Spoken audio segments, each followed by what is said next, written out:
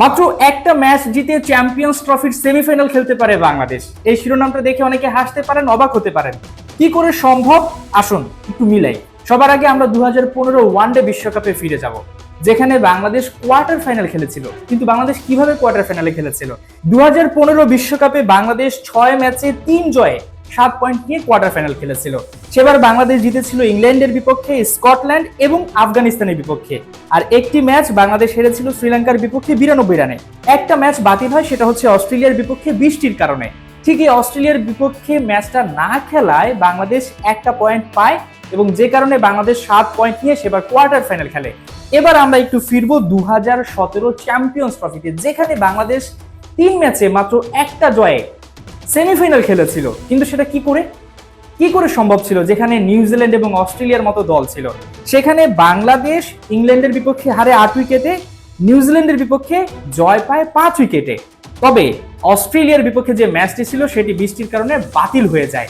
এ কারণে বাংলাদেশ সেবার মাত্র 3 ম্যাচে 1 জয়ে সেমিফাইনাল খেলে। এবার আসেন, এই চ্যাম্পিয়ন্স ট্রফিতে বাংলাদেশ কি করে সেমিফাইনাল খেলতে পারে? 2017 যদি স্মৃতি আমরা ধরে রাখি, এবারও বাংলাদেশ চ্যাম্পিয়ন্স ট্রফির সেমিফাইনালটা খেলতে পারে।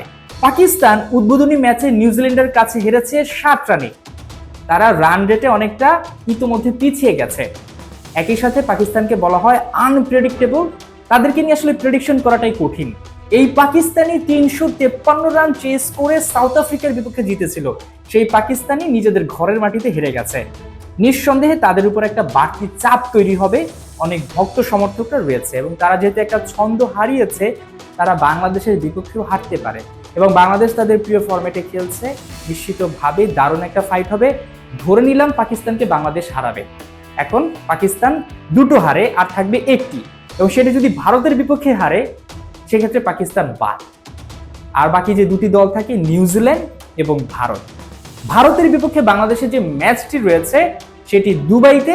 এই ম্যাচটিও বাংলাদেশ জিততে পারে, কারণ সবশেষ বাংলাদেশের সঙ্গে ভারতের যে পরিসংখ্যান রয়েছে ওয়ানডেতে, সেখানে বাংলাদেশ অনেকটা এগিয়ে। 2022 ওয়ানডে সিরিজটা বাংলাদেশ জিতে নিয়েছিল। আপনারা যদি একটু মনে করেন, সেবার ভারত হোয়াইট ওয়াশ থেকে বেঁচেছে। এরপর এশিয়া কাপে বাংলাদেশ জিতেছে 6 রানে।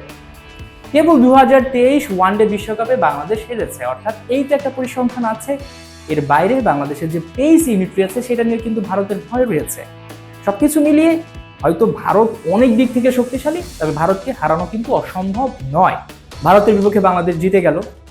এরপর ভারত যদি আবার নিউজিল্যান্ডের কাছে কোনোভাবে হারে, নিউজিল্যান্ড কিন্তু দারুণ ফর্মে রয়েছে। তাদের ক্রিকেটাররা দারুণ ছন্দে রয়েছেন। ত্রিদেশীয় ওয়ানডে সিরিজটা তারা জিতে নিয়েছে। এর বাইরে তারা পাকিস্তানকে হারিয়ে একটা আত্মবিশ্বাস পাচ্ছে। এই জায়গাটা যদি ভারত হেরে যায়, আর ওদিক থেকে যদি বাংলাদেশ ভারতকে হারিয়ে দেয়, আবার পাকিস্তানকে যদি বাংলাদেশ হারিয়ে দেয়, অথবা ধরে নিলাম বাংলাদেশ একটা ম্যাচ জিতবে, তাহলে সেই যে 2017 চ্যাম্পিয়ন্স ট্রফির যেই সমীকরণ, তার মতো হওয়া সম্ভব। অসম্ভব বলতে কিছু নাই। পাকিস্তান ধরেন বাদ হয়ে গেল, ভারত তাদের 3 ম্যাচের একটাতে জিতলো, নিউজিল্যান্ড তাদের সবকটি ম্যাচ জিতে নিল, বাংলাদেশ একটি ম্যাচ জিতলো।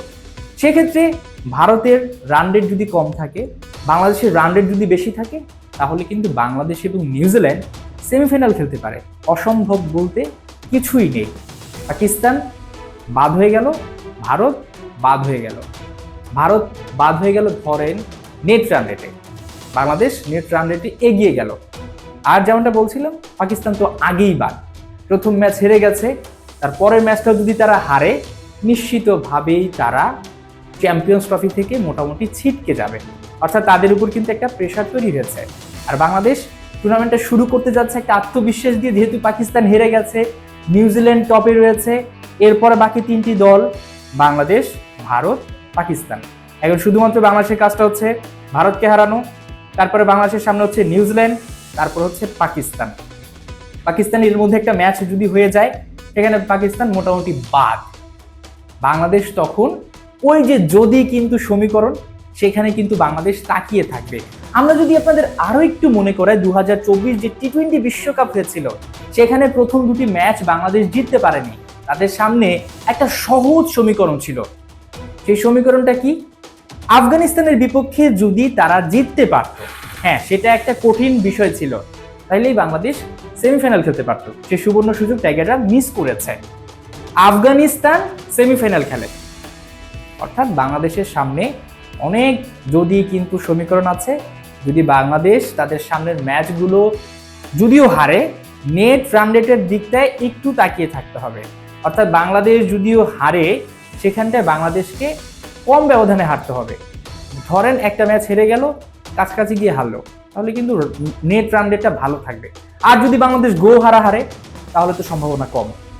বাংলাদেশ সবসময় নেট রান রেটের কারণে যদি কিন্তু সমীকরণে এগিয়ে যায়, কোনো দলগুলো হারে, বাংলাদেশ একটা ম্যাচ জিতলেই সেমিফাইনাল খেলবে, একটা ম্যাচ জিতলে কোয়ার্টার ফাইনাল খেলবে, বা একটা ম্যাচ বৃষ্টির কারণে বাতিল হলো, সেভাবে বাংলাদেশ উঠে যায়। ধরেন এই চ্যাম্পিয়ন্স ট্রফির কথাই বলা যাক, যে বাংলাদেশ আরও কিভাবে সেমিফাইনাল খেলতে পারে। যে বাকি দলগুলো রয়েছে, আমি যদি ভারতের কথা বলি, তাদের একটা ম্যাচ ধরেন বাতিল হয়ে গেল, তারা 2 পয়েন্টের জায়গায় পেল 1, সমান সমান পয়েন্ট। নিউজিল্যান্ড মনে করেন আগে সেমিফাইনাল কনফার্ম করলো, তারা সবগুলো দলকে হারিয়ে দিল। বাংলাদেশ একটা ম্যাচ জিতলো, সেটা হইতে পারে ধরেন পাকিস্তানের বিপক্ষে। পাকিস্তানের বিপক্ষে বাংলাদেশ জিতলো, আর পাকিস্তান কি করলো, সবগুলো ম্যাচ হারলো, পাকিস্তান বাদ। ভারত কি করলো, 2টা ম্যাচ বা একটা ম্যাচ জিতলো, আর একটা হয়তো বা বাতিল হয়ে গেল, আর একটা ম্যাচ হয়তো বা হেরে গেল। অনেক যদি কিন্তু আছে, তবে বাংলাদেশকে প্রথম ম্যাচটা জিততে হবে, অথবা হারলেও এটা ব্যবধান কম হতে হবে।